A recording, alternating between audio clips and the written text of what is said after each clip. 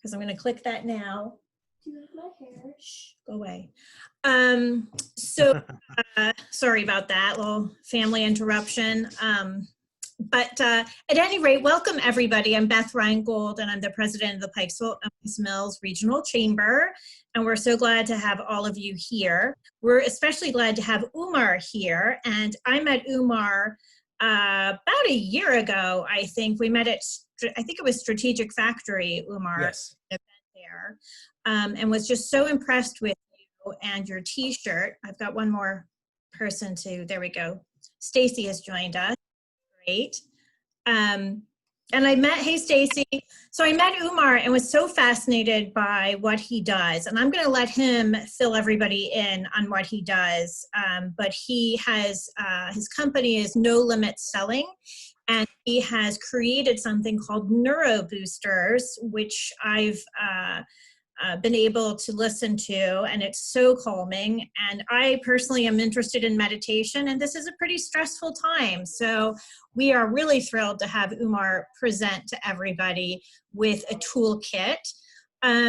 Before I let Umar introduce himself, I'm just going to say that the way most Zoom calls work or webinars, we are going to ask that any questions you have while Umar is speaking, if you could just type them in the chat, keep yourself on mute, and I will then ask Umar the questions, and I'll try to find natural pauses, Umar, so that it's not just Brilliant. You.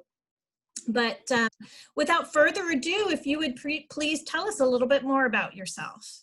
So I will start the presentation, and during the presentation, I will share who I am.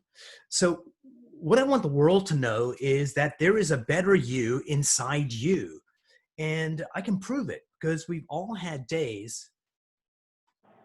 Let's go here. We've all had days where you have those golden days, right? You wake up that morning and you just feel fabulous.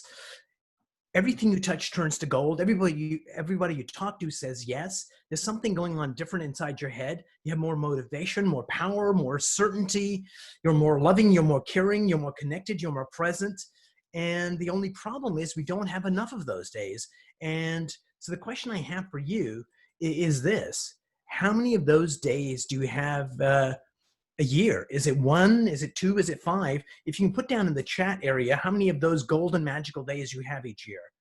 And Beth's going to kind of hold up the average with her fingers or unmute herself and say, hey, this is what I'm hearing.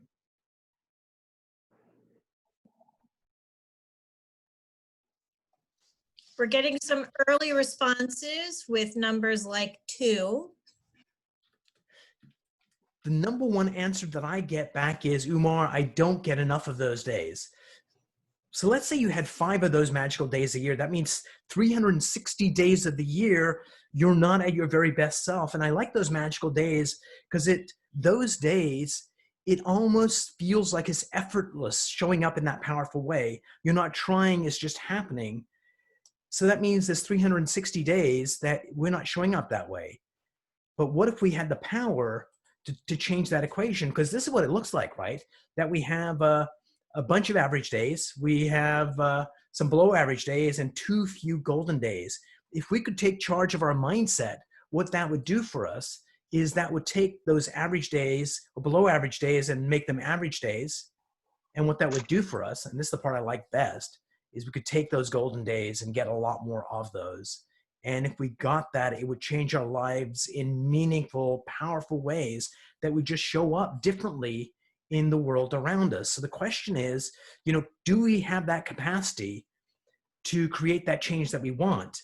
And just before we get started in earnest on the presentation, hey, Anila, welcome to the presentation.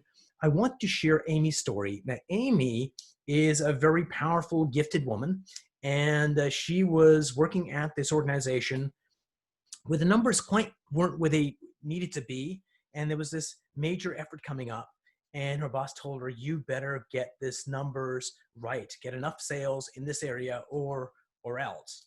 And Amy had a month to do it. After 2 weeks of kind of struggling with it, she reached out and said, hey, Umar, I'm not sure, but something inside me has me blocked, and I'm hoping that you can get me unstuck. So probably the best person to tell you about it is Amy.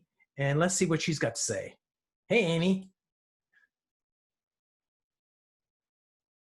About a year ago, I was presented with an incredible opportunity in my career, and it was do or die. It had to be accomplished, and I had 1 month as the window to do it. I reached out to Umar, who is my coach, and shared with him what the challenge was and what the opportunity was.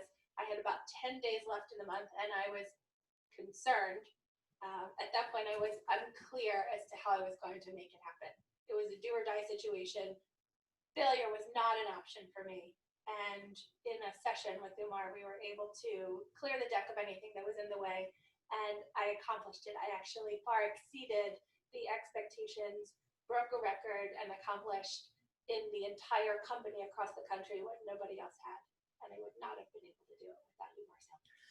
So the reason I share that with you is this. One, it makes me look awesome. But more importantly, that we all have areas that we get blocked in.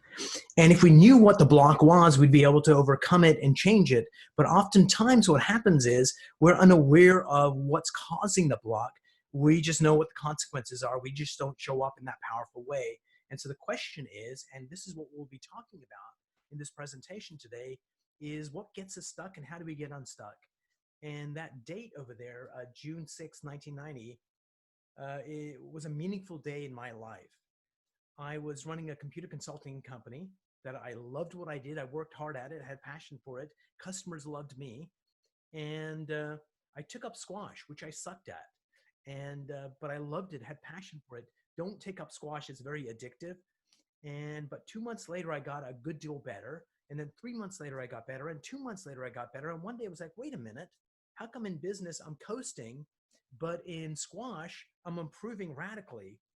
Somebody said, go see this woman. Her name's Una Elliott. She's an expert at mindset. She's going to help you figure out what's going on. I went to see her and she figured out what the block was that was blocking me. And she changed something that day for me. And I knew in my heart of hearts that something meaningful, powerful had happened. And I made a promise to myself, one day I'm going to learn, this kind of technology and show up in the world in that more meaningful, powerful way. And so here's a little bit about myself, that introduction. I was born in Pakistan. Umar, I'm sorry to interrupt. I just lost some of your volume. I don't know if anyone else did. Let me come closer to the mic. Is that any okay? better? Yeah. Thank you. Thank you. The mic was tired of hearing from me. But anyway, so I was born in Pakistan. When I was 3, I moved to the UK and became a British subject. When I was 14, moved to Canada, became a Canadian citizen. And then I married a gal from Baltimore when I was 31, and we moved stateside. In case you're wondering, I'm one step ahead of Interpol, so don't tell them where I'm at. So that's given me deep insights into the human psyche, because different cultures, different parts of the world, and really understanding what drives human behavior. I've written 3 books. I've spoken in 14 countries, because talking about mindset, everywhere in the world, people want to know, how do we take charge of this? I've lectured at universities around the world. I've founded 4 companies. I've presented at the White House. I'm the leading expert at changing human behavior. And this is my life's mission, is to teach people how to take charge of their mindset so they show up in the world more powerfully. But this is the real reason that I do what I do.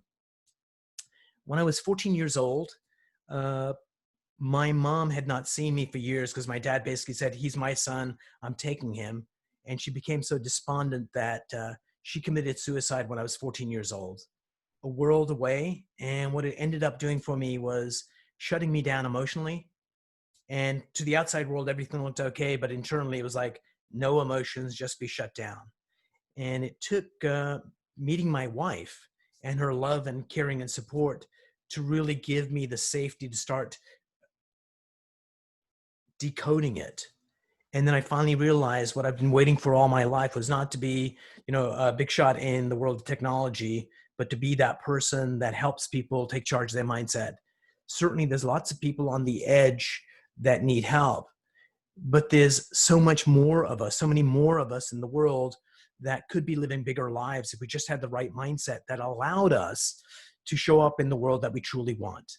Because we all know what we want out of life. And oftentimes we can see it in other people. Like we can go my daughter or my cousin or my friend, Janet could be a rock star. She's so amazing. Why can't she see it herself?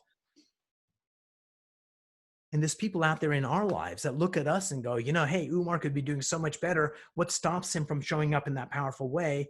That if we could give people the toolkit they need to show up in the way that they truly want. Because, at some point, people ask themselves, how did I get here? Because if we don't have the level of happiness we want, a 10 out of 10, then something's getting in the way. If we don't feel that love or are not as loving as we want, we know something's getting in the way. If we don't have that fulfillment that we want out of life, then we know something's blocking us. If we have way too much stress in our life, we know something's causing it. If we don't have the accomplishments that we truly want in our lives yet, then something's getting in the way. And if we don't feel that connection with our community, with our family, with our friends, with our colleagues that we want, then something's getting in the way. And it may not be in every area of your life, because pretty much, plus or minus, that's what our world looks like, right? If we don't have peace of mind, our mental health isn't in the place that it needs to be. If we don't have the body we want, the wellness we want, the strength that we want, then something's getting in the way. If we don't have that social connection that we want with people around us, if we don't have the career that we want, if we don't have the financial stuff sorted out, or family, or what's happening in our spiritual world, connection with the maker and the things around us, is everybody broken in all those areas? Absolutely, absolutely not. Many of us, are doing great in many of those areas, but if even one of those areas is getting us to be stuck and not showing up in the way that we want, it impacts all the areas of our life. So the question is, how do we get here? Like, why is this happening? Because people can see how amazing we are. Why can't we see it ourselves? What stops us from showing up in the way that we want? And it all starts when you were a baby. When you were a baby, you were amazing and beautiful and perfect, if only to your mother's eyes. So when you were a baby and you were a blob, it sounds like we don't have a lot of power, but we have immense power, right? We have the power to get these giants around us, these parents, to protect us with their lives, to feed us, to change our dirty diapers. Parents that would have gone, "Ew, I'm not going there, poop." As soon as they have their baby, it just changes their world, right? We do anything for our kids. But everything changes as soon as that lovely, amazing baby gets mobile. Because when that baby gets mobile, just picture this scene in your mind, that there's a family, parents watching TV, having a good time. The baby's on the floor on a blankie playing with a toy. And then the baby starts crawling away and finds something on the floor and goes to pick it up and put it in her mouth. And mom sees it. And mom doesn't go into fight or flight response. She goes into fight response. Because all of a sudden she goes, "Oh my God, that could be poisonous or dangerous, or the kid could choke." And mom basically goes, "Stop! Dirty! Bad!" Now to that baby, this person that's protecting her, keeping her safe, keeping her fed, keeping her clean, is super angry. And the baby gets angry too. And sometimes the baby gets angry at the parent, but all too often the baby gets angry at itself. What did I do to cause this reaction? What did I do to stop the love coming? And so the baby learns pretty quickly that, hey, as long as I do the things my parents taught me how to do, everything's okay. But as soon as I do something new, everything's not okay. And what happens is our parents, with the best of intentions, use these emotions to control us. They use fear. Don't go outside by yourself. Stay away from strangers. They use anger to control us. They make us feel guilty. Pretty soon we start feeling unworthy. We get hurt feelings, and ultimately it causes discouragement. And these are the emotions that create the walls of our comfort zone. And our parents do it with the best of intentions to keep us alive, keep us safe, to make sure we show up in life as adults, right? But oftentimes what it does is it creates this comfort zone that stops us from living the life that we truly want. And oftentimes as adults, we're not sure where these blockages came from, but most of them come from early childhood. So the question is, how can we expand our comfort zone? Because the comfort zone is either expanding or it's shrinking. There is no status quo. Because if you're treading water, my friends, we're drowning. What we need to do is actively push out. Because what happens is, from our comfort zone and our experiences growing up and in life, we create this model of the world, how we think the world works. We realize what's possible for us. It's okay for me to do these things over here, but those things over there, they're impossible. I don't even want to try. If we go to do it, oftentimes we consciously do an effort to do it, but there's another part of us holding us back, stopping us, ensuring that we sabotage ourselves. So nothing changes. The level of money we earn, that's set by our beliefs around money. How loving we are, how connected we are, that's set with our mindset. Pretty soon we end up being the role model for our kids and the people around us. And when we settle for a smaller life, we give them permission to settle for a smaller life as well. And it ends up that we end up living in a prison of our own making. There are no bars, they're invisible, but they keep us in place in the life that we have.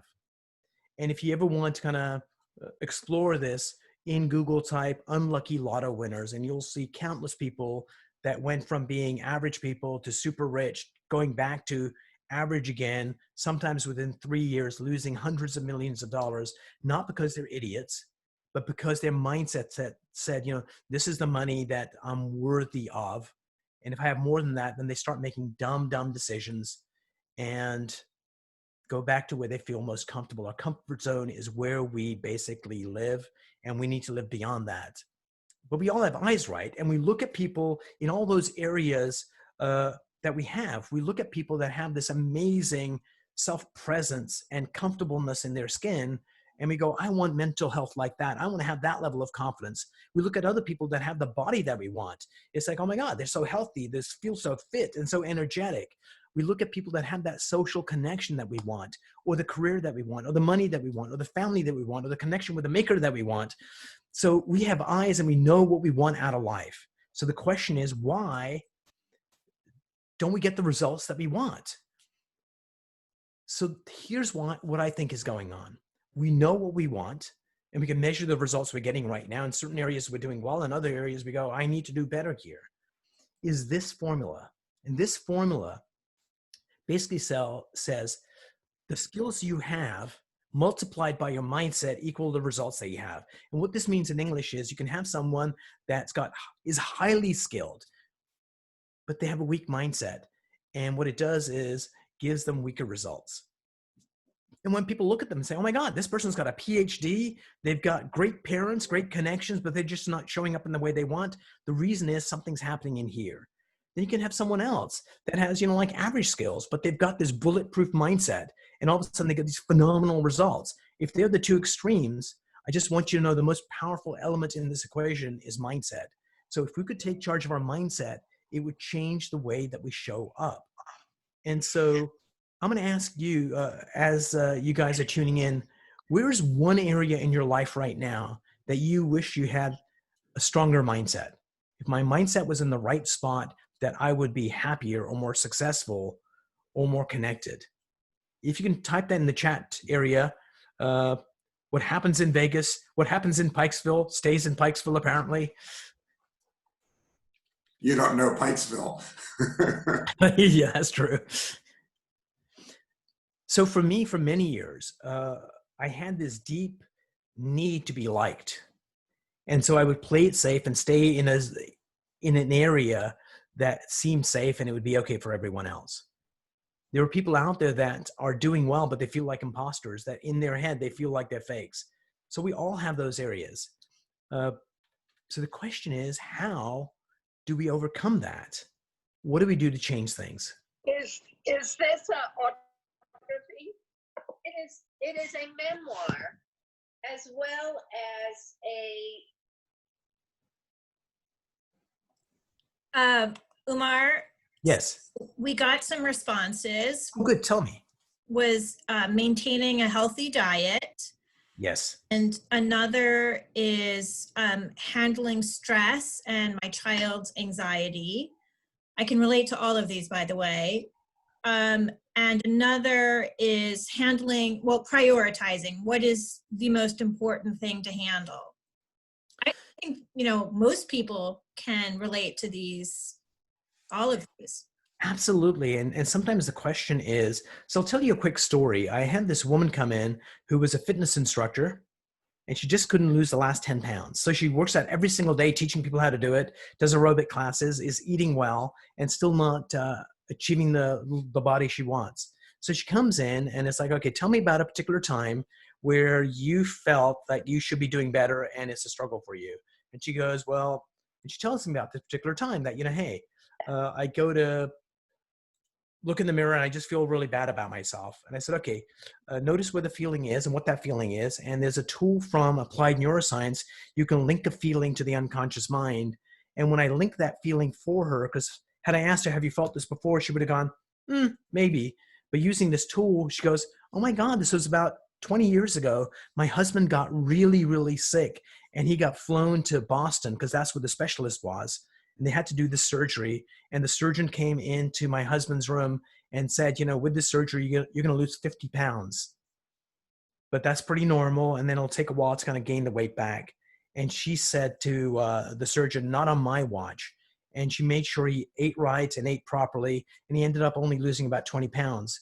But she was eating too. And somewhere in her psyche, she linked up, if I stop eating, he's going to die. And so that was the belief that got linked. And that's what was causing the last 10 pounds to stay. So it wasn't the diet or the fitness, it was the belief. And when we changed that belief, within 2 months, you lost that last 10 pounds. And that's the power of the mind that we have. And in all of those areas, if we knew, because all of us know how to lose weight. It's not been a big secret for a long time. Eat a little bit less, do a little bit more exercise. If you burn more calories than you take in, you will lose weight for sure, 100%. By the way, if you're looking for a good book to read, it's called Mindless Eating.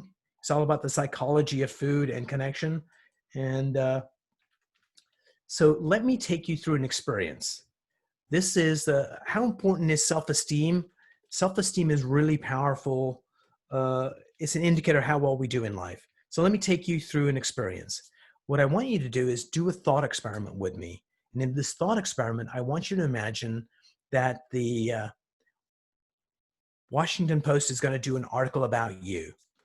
And to get ready for that article, your friends tell you, you better write down all your accomplishments so you're ready for that interview. So you go in a room that's divided in two with a glass wall. And you're on one side of that room, sitting at a table with a tablet of paper and a pen in your hand, and you're writing your accomplishments all the way back to when you were a little kid in kindergarten. Those paintings that you did that you were really proud of, things you did in elementary school for Sunday school, summer jobs that you did. Think about all the times you were proud of the projects in high school, what you did for the community, what you did for your family, things you did in college, things you did at work, things you did for the chamber.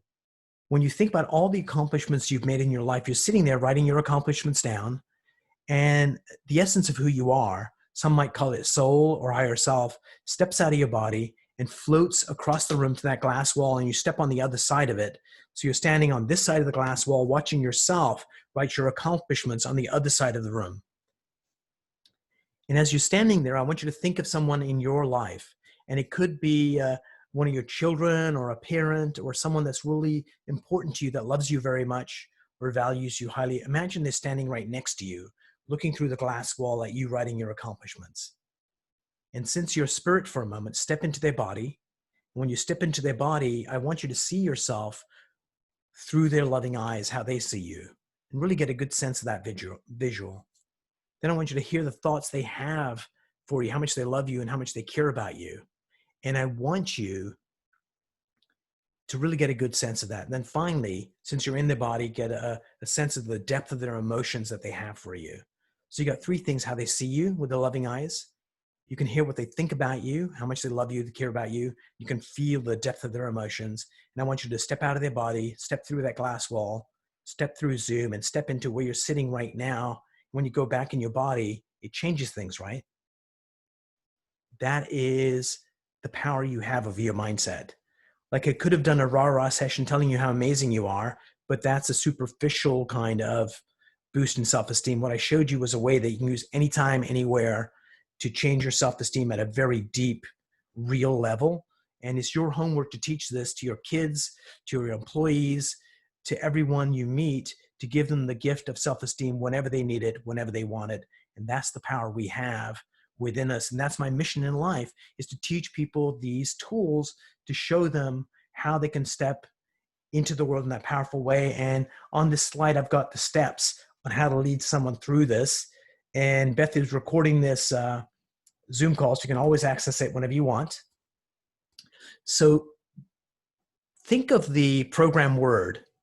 The program word, it has hundreds of functions in it, but most of us in this broadcast only use probably about 10 functions in Word, maybe 20 if you're a super elite user. But the basic 10 let you print, save, spell check, do all the things you need to do. So I was trying to think about what are the 10 basic things we need to take charge of our mindset. There's a lot more, but these 10 would change your life. If you had the ability to decide how you feel and act in any situation, it would change the world around you. You show up in the exact way you need to win. If you could remove unwanted behaviors, it would allow you to win. If you could be fully present in any situation, it would allow you to win. If you showed up more powerfully in life, it would allow you to win. If you had this gratitude mindset, you just see the world in a totally different way, right? It would change the way you show up in the world. If you could get rid of that voice inside your head, that negative voice that blocks you. And in the chat window, I want you to write down, what does that negative voice inside your head tell you when you go to do something new, to try and sabotage you or stop you from showing up? And so just type that in there. And Beth, if you can read those out. Yep, let's give everyone a minute to type it. So the first response we have is, it's not going to work out, so why bother? Yep. I can't do it. What if I fail?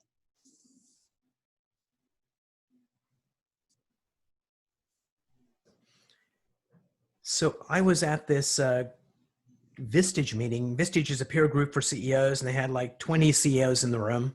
And I gave everybody a 3x5 card and told them to write down what their voice was saying to them. And I took all the cards in, shuffled them up, so no one knew whose card was what, handed them out to the CEOs and said, read the card with the emotion that was used to write it. And some guy gets up and says, you know, you'll always be a failure. Nothing ever goes your way. And so people are reading those, and all the CEOs around the room are going, oh my God, does everybody have this voice inside their head? And after we do that exercise at the next coffee break, this woman comes up to me and she goes, Umar, I just want you to know that John read my card. And when he said that, all I wanted to do was to go hug him, but I can't do that for myself. So we all have that voice in our head. And if there's ways of getting that voice to shut up and just go away, because there's a belief in our unconscious causing it. So the 10 keys that we need, tools that we need, is also to let go of past events, because we all have past events that still haunt us, where we did something dumb that is like, don't do that again, or somebody did something wrong to us. How can we think at a higher level? So we think 5 moves out. The strategies to do that. How can we let go of anxiety? Because we all feel it, but if we had a 3-step process to lose it, it would change the world that we live in. And then if we knew in our heart of hearts that we could break through any barrier that comes our way, those 10 tools would give us the tools we need to show up in that powerful way, so we don't have 5 golden days a year. We don't have 50, that we can decide how many of those days that we want, because those golden days come from the mindset. So rather than doing it accidentally, if we could do it powerfully, it would change our world. Because what's happening right now for us is this, is if we don't have the level of happiness that we want, we're settling for a smaller life, right? If our self-image is lower than it should be, we're settling for a smaller life. If we have more fear in our life that stops us from expanding our comfort zone, we're settling for a smaller life. If we let anxiety stop us from living the life that we want, we're settling for a smaller life. It causes weaker finances, poor relationships. There's people, everybody that I know that I've ever met wants to help people. But when we don't show up in a powerful way, we limit our ability to do that. We end up being weaker role models for the people around us, because people that, our kids, don't pay attention to what we say so much, but they look at everything that we do. We're role models for them and for people around us. When we settle for a smaller life, we don't only impact our world, but we impact their world. Employees, family members, kids. So pretty soon we have a smaller impact in the world. And you were not put here to have a smaller impact. You were put here on planet Earth to have a freaking big impact. And the only person that stops us is us. Are we all guilty? I'm guilty of not showing up in the way that I want. Am I doing better than I did last year? Absolutely. Better than 10 years ago? Yup.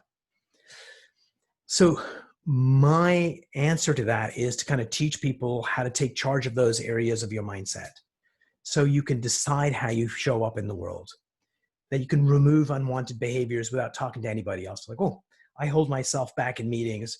Why didn't I overcome that today? That you would have the toolkit to do that. Being fully present with your family, with work, with tasks, to embrace gratitude, basically all of those things. If we had those tools at our disposal, it would allow us to show up in a powerful way. And as this COVID thing has been going on, and certainly my business has stopped because all the keynote speeches and all the workshops that were booked for the year basically all got canceled. So it's like, how can I make an impact in the world, in a world that, is all secluded right now? So the first thing was this COVID mindset survival kit. And I'm giving that away freely to everybody, anybody that wants it. And it was my way of saying, okay, let's give people the tools they need to let go of anxiety, to be more powerful, to fall asleep, all those tools which I'll share with you in a moment. And Beth's got a link to that. So please reach out to her if you don't have one. Use it. It goes on your smartphone. And that way you've got the help you need when you need it. The second thing was, how can I help more people? And it was like creating a course that would allow people to take charge of this. If Muhammad can't go to the mountain, let the mountain come to the people. So this is my contribution to the world to kind of help out.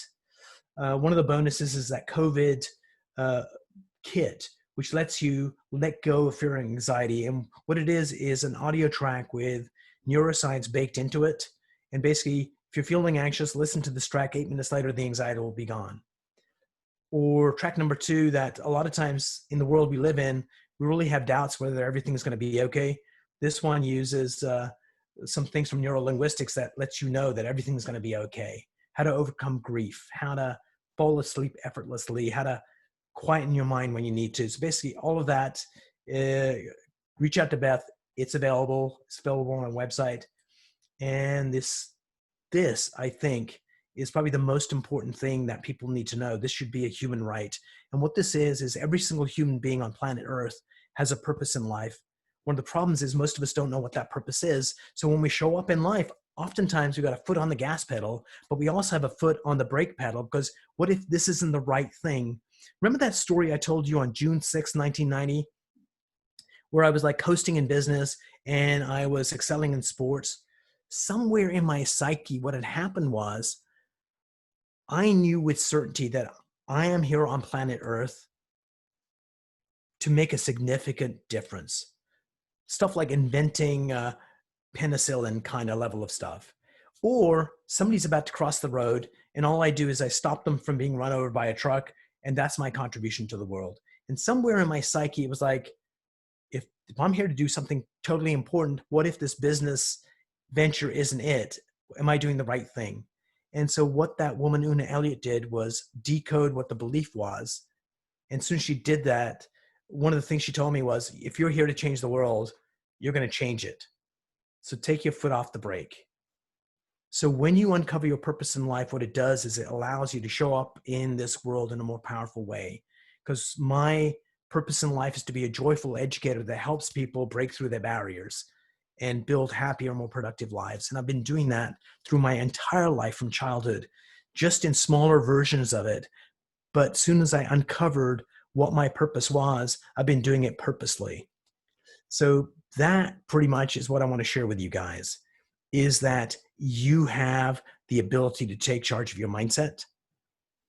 You have a duty to yourself to show up in your most powerful way and make the biggest impact you can for yourself, for your family, for your community, for the world we live in. And because my biggest wish for you is that there's a life beyond the life we're living. Even if you have a life that's really great, there's another plateau that you need to show up at. And if you have any questions around mindset or beliefs or what's holding you back, share those questions. Let me answer those for you. Umar, I have a question while I'm waiting to see if others do. I'm so appreciative, number one, of you sharing your COVID mindfulness kit with us. I've had a chance to listen to some of the tracks and really find them so helpful. And I mentioned at the beginning, I've been a lifelong meditator, and yet COVID, the whole pandemic has just turned everything upside down. I know I'm not alone in this. And while we've been in this for about 2 months now, Yep. I just find that the items that our participants mentioned, trying to focus, like we've lost our routine and our structure, especially those of us, you know, who have are teleworking. Yep. It's, yeah, I mean, what do you say for that? It's really challenging.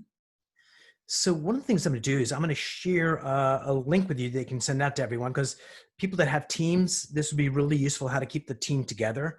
It's a 5-step process to get everybody focused that day. So I think what we really need to do is to be able to take a deep breath and step back into our body and go, at worst case, what's the most important thing I need to accomplish today? Asking that question is crucial. So for you, Beth, what was the most important thing you needed to accomplish today?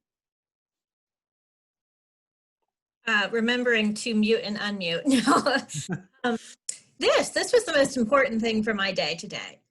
For me too. And so if we ask ourselves every morning, what's the most important thing I need to accomplish today? It gives us something to do. Somebody really wise once told me, do you know why God invented fleas? And I went, why? To give dogs something to do. And so that thing, asking yourself, what's the most important thing I need to do today? That would be really important. So some of you know that my wife passed away in October 2018. And one of the things that got me through this, she was my best friend, and we were married for 27 years. And one of the things that allowed me to survive was this. When I thought back at the relationship we had, I asked myself, damn it, I could have been more loving. I could have been more caring. I could have been more attentive. And I didn't say these things to beat myself up, but it was just the reality of the thing. And so one of the things I thought was, as I build this life now, life 2.0 for me, how can I be the man that she always wanted me to be? And that gave me something to do. And that got me through the first year, because I was more generous, more caring, more loving, more focused, not for me, but I did it for her. And so in this COVID time, if we ask, what's the most important thing I need to do today? You know that. How do I make someone feel loved today? That also gives us something to do. That's more of a personal thing. And all you need to do sometimes is just write a note for someone you care about, or do a Zoom call or a phone call to your mom, wherever she happens to be, or maybe someone from work that you haven't spoken to that were like 10 jobs ago. You were just thinking about them. So I think doing those little things make a difference.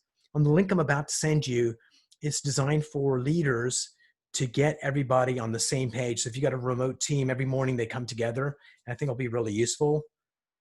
So yeah, I think that helps people get through it. The second thing is, oftentimes, it's a rhetorical question, have you met people that make the same mistakes over and over and over again? And you go, what the hell is wrong with you? Why do you keep on finding the wrong man, or whatever that thing is? And when people get to a certain stage and they ask that question, what is the universe trying to teach me through this event? Or what is God trying to teach me through this event? An answer always pops up. And it's like, oh, you think less of yourself. And as soon as you ask that question, if that's the lesson, so how do I learn that lesson? You can reach out to a friend or a priest or a rabbi or whoever and say, hey, I've got this issue. How do I overcome that? As soon as you learn the lesson, you don't have to repeat it. I truly believe that the universe wants us to learn these lessons. And if we're too dumb to learn it, it amplifies the circumstance, so you learn it even if you're a slow learner like me. And I think if you ask yourself, what is COVID trying to teach me specifically? And it could be connecting with your family or being focused on work or whatever it is. So I think asking, what is this circumstance trying to teach us? Because I could see one country being impacted, when the entire world is being impacted. One should pay attention. So I'm going to tell you about a touchy-feely thing. It's called the Princeton Global Consciousness Project. And what they did was, this is like many years ago, they put random number generators all around the world. And basically what they do is they do a coin toss 24 times a second. So either a 1 shows up or a 0 shows up 24 times a second all over the world. And they let the computers record all the data. They don't look at the data because, according to Einstein, just the act of looking at something changes whether it shows up as a wave or a particle. So they record this data, and guess what? Just as many zeros show up as ones until a world-changing event happens, like 9/11. And when they look back at the data before the plane hit the tower, that the randomness of the random number generators starts becoming unrandom. Then the event happens, and then for a day afterwards, the random numbers are not random, and then they go back to being random again. When you look at those world-changing events like Princess Di dying, and so I can't explain why that happens, but Princeton just has these things recording it, and they always look back after events, see if anything changed. When nothing much is happening in the world, the line is basically just as many ones as zeros. But when something's happening, before it happens, something changes. So we're all connected. And so just asking questions is the best way. And I think one of those old kind of sayings, a smart man knows the answers. A wise man knows what question to ask. And I think asking questions at this time is probably the best plan of action. Any Great. last thoughts, questions, comments before I let you get back to reality? Type fast, everybody. At this point, I think people could unmute themselves if they want to. Sure, yeah. I'm just really grateful for this talk, Umar. I've learned a lot, certainly. I hope everybody else has too. And if for any reason you didn't get the link, I will resend it to everybody. And Umar will be in touch with you. I will give him your contact information so he can send that other resource to you. Brilliant. And so one person said, would be interested in a reference to the Princeton study. I'll send a link out to Beth. Great. You left off the second half of that, Beth. Oh, Art. You can add that part. I'm having trouble buying it. Yeah, and that's what I like about it. It's like, okay, so they're just recording the numbers, and we can choose to go bullshit or choose to go, huh? So this is the way I live my life. Like, I come across data and I go, oh my God, that is so amazing. And I make that a keeper. And then other stuff I go, that's BS, and I toss it. And there's other stuff that I put on the fence and I leave at the fence till I get new information. Mm-hmm. And the way I see the world is always as a model. This is the best model that I know. And by definition, a model isn't accurate. And so I don't get caught up in this is the only way. Anyway, so that's my philosophy is be skeptical. So I agree with you, Art. Great. Anyone else have a comment or question? Umar, thank you again so much. And I will be in touch with everybody. Brilliant. So People one are last saying thing before we go. Oh yeah, go ahead. So on the screen, you can see the Success Mindset course. That comes with those 2 bonuses, Find Your Purpose and that COVID NeuroBooster, but that is $200. And what I'm doing is, if anybody gets it, 50% of that goes to the chamber. So it brings revenue into the chamber because, we all need revenue right now. So if you can help share that, that's my way of doing it. And I'll share one last thing with you. One last story. It's a little bit kind of risque, if I may. So I'll leave the risque part out, and I'll tell you separately, Beth. But I came up with this. I realized that we are hot-wired to look at faces because our survival depended on it. When we came out of the caves, we had to identify who was part of our tribe and who was somebody that was not. People that were not, we had to beat them with clubs and kill them, and they had to beat us with clubs and killed us. So we get drawn to look at people's faces. And I was trying to figure out how to do this presentation and look at the camera because there's no freaking eyes there. There's no one to look at. And I did something totally insanely brilliant. It doesn't happen often, folks, but it was like, what if, and I jerry-rigged this, I created a set of artificial eyes with something cut out, and I just put this over the camera so I can actually see the lens, but I'm actually looking at those eyes that I drew. So even though they're drawn by my hand, I've been looking at those happily, effortlessly, rather than being drawn down looking at Anila because I love her so much. So anyway, thanks so much, Beth. Thanks so much for tuning in. Umar, And love thank you you. too. I'm so glad you shared that about the eyes. I think it's really helpful. Everyone, thank you so much for joining Umar, Hameed of No Limit Selling, and we will be in touch with you with information with the Success Mindset course and links and the name. Umar, the name of the Princeton project one more time. The Princeton Global Consciousness Project. Thank you. All right, everybody, have a great day. Au Thank you, revoir. Umar. Thank you, Mark. Take care, all. Thank you.